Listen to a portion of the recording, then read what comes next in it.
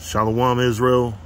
Just wanted to go over something here, because I recently, no names, but recently heard of a couple brothers that no longer want to be part of the faith, which, you know, I'm not gonna, I don't know why, you know, but at the same time, you know, there was a warning sign, you know, that you know, with my experience, I should have been able to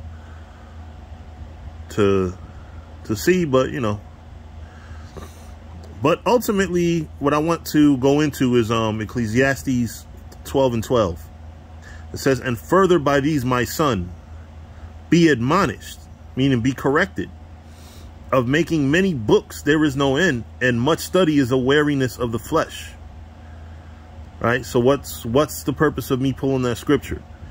You know, there's a lot of books out there. There's a lot of information out there, and to quote, I think some crack in the movie The Distinguished Gentleman with I think that was Eddie Murphy, if I'm not mistaken. Edomite said, "For every study that you find that says one thing, we can find other studies that say other things." And what does that mean? For every book that gives you accurate information, there are other books that contradict it. You know, and if once you start delving into the world of books, you really start to expand your confusion.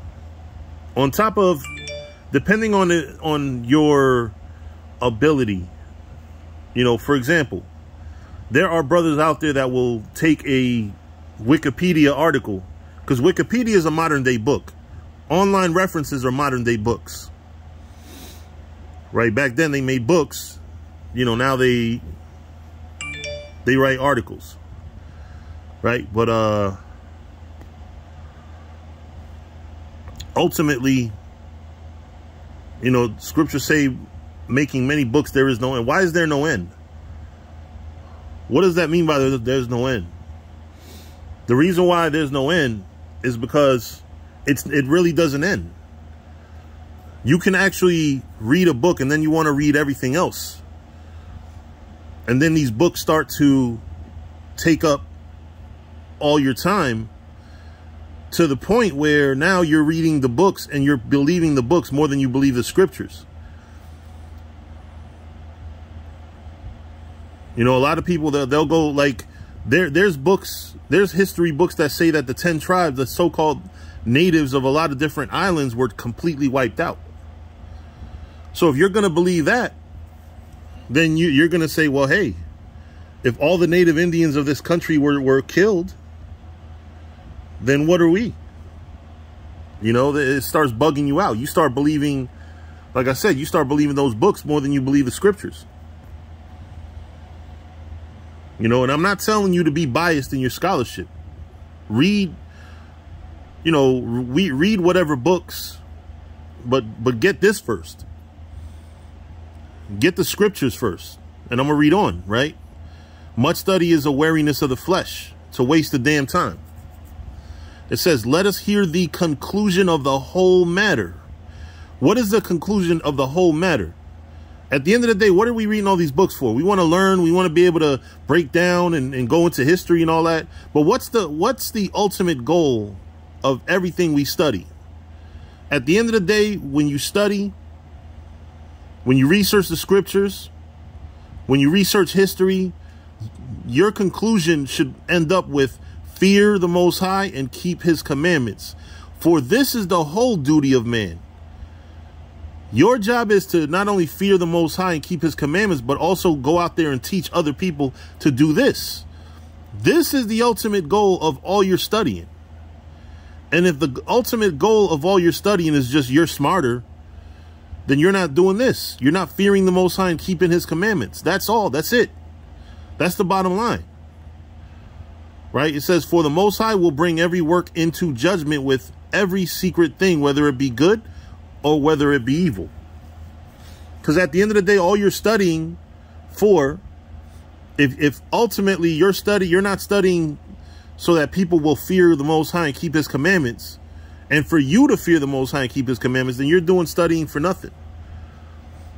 Ultimately, I want to research things in history so that it backs up the scriptures. You know, I got a library full of books that back up the scriptures. And I'm going to hit you with something. I got books that go against the scriptures. Because once you're grounded enough in this, now I want to know what the enemy's saying about us and how to combat that. You know, back when I was in college, just to give an example, I went to a lecture, or it was more like a debate between atheists and people that believe in God. And we didn't have a dog in the fight because the atheist was a damn Edomite. He's an atheist anyway. And the Christian, the dude that said you should believe in God, was an Edomite his damn self. You know, but I went there to find out what are the arguments that atheists have against the Bible. You know, so yeah. So that's the lesson. You know, I'm going to read it again. And further by these, my son, be admonished of making many books there is no end. So be very careful. When you're going online and you're looking up Wikipedia, one thing that you have to understand, is every person that writes an article is not a credible source. And I'm going to keep it 100. There's a lot of books that we use in the faith, and these are not real, like, dedicated historians.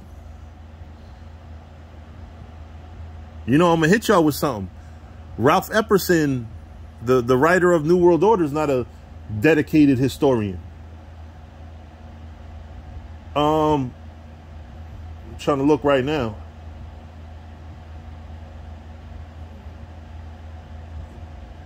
Salim Kurban, the guy that wrote Satan's Angels Exposed, he's not a credible historian. Not saying that his information is necessarily all wrong. You know, but the best sources are the ones that have credibility behind them. You know, the ones that like when you actually see, like, a lot of these 10 tribes videos that I post or used to post. You know, I read and these are people quoting other scholars and other people that were there. Because that's what's called a primary source. If you're hearing or reading a book from a person that was there. A secondary source is somebody else quoting the person that was there. You see what I'm saying? Like you have to be knowledgeable of where did the person that wrote this article get this information from. Very important. It's very important. Before you go off due to a philosophy or something else you've read, you have to do the knowledge, because there's books about everything. It doesn't take being accurate to write a book. It doesn't take having the Spirit of the Lord to write a book. Anybody can write a book. I can write a Wikipedia article. I've tampered with Wikipedia articles. Like the one about ICGJC, I went in and told the real story about ICGJC. And then on Wikipedia, because they had a article about that. And what did I do? I went and told the real truth, and then a day later, I went back and everything I wrote was taken away. And they went back and put the original shit, the original lies. But this goes to show you, Wikipedia is not written by authors or historians. This is what it means by many books there is no end. There's no end to all the shit you're going to see online.